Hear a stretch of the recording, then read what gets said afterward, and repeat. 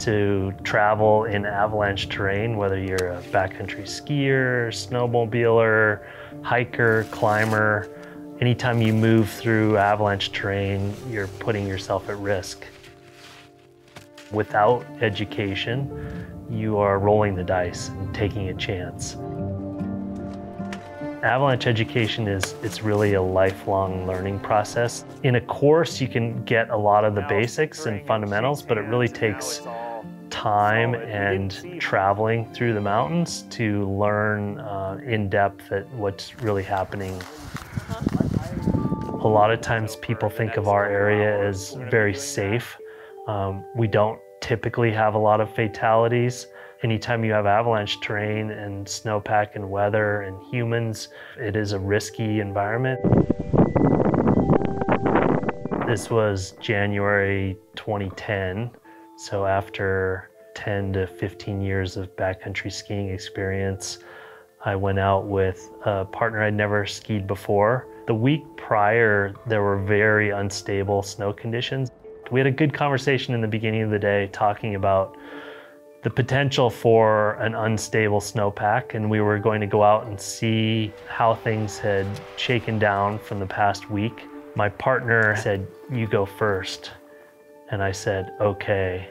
And that was the entirety of our conversation. I dropped in and started skiing, and I made one turn. And on my second turn, in the periphery of the corner of my eye, I saw a big crack. And so I quickly jerked back to my left, and now the entire slope I was out on was avalanching and moving. I was almost off the edge when the snow was pulling me off my feet. I could see the bed surface the snow was sliding on, and I reached down and grabbed the bed surface with my whippet, which did two things. It popped me out of the snow and it popped me back up on my feet. So I, at that point, was free of the sliding snow and was standing there a bit dumbfounded, watching the rest of the entirety of the slope slide down the mountain. As an avalanche educator looking back on this, there are all sorts of red flags and learning moments. And had I taken 2 minutes and assessed that given slope at that given location, I would have noticed instabilities. The Central Oregon Avalanche Center is paying professionals to be out on a daily basis tracking instabilities, weak layers, storms, and understanding how tonight's storm is going to impact tomorrow's avalanche conditions.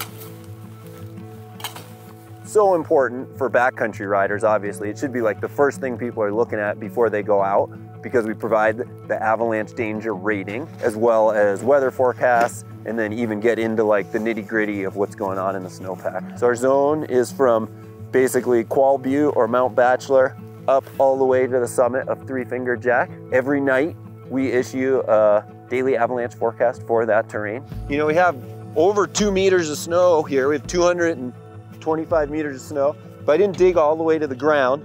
And one reason for that is a lot of times we're focused on this upper snowpack. This is where people are most likely to trigger avalanches. So our avalanche forecast for today is the danger is moderate, near tree line, which means that human-triggered avalanches are possible.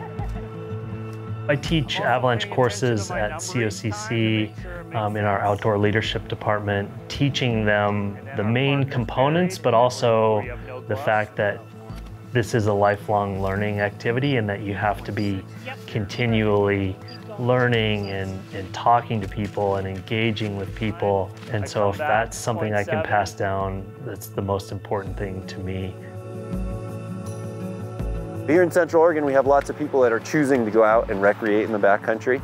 And if we can provide up-to-date and correct avalanche information, then they can recreate more safely and know when it is a safe time to ski steeper stuff or when it's a time to be more conservative.